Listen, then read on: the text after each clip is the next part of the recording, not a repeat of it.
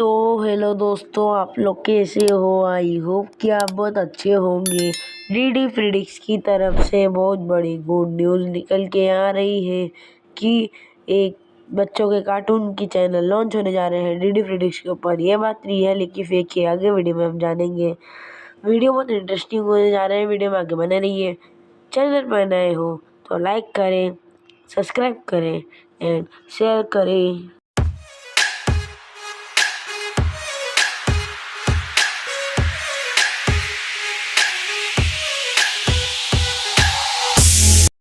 तो अपन बात करें चैनल के नाम के बारे में, तो चैनल का नाम अपन इस वीडियो में ही जानेंगे।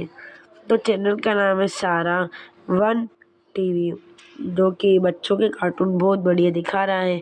ये भी हो सकता है अगर ये डीडी फ्रीडिक्स के ऊपर लॉन्च हो रहा है तो ये मोटू पतलू जैसे बड़े बड़े कार्टून्स दिखा सकता है।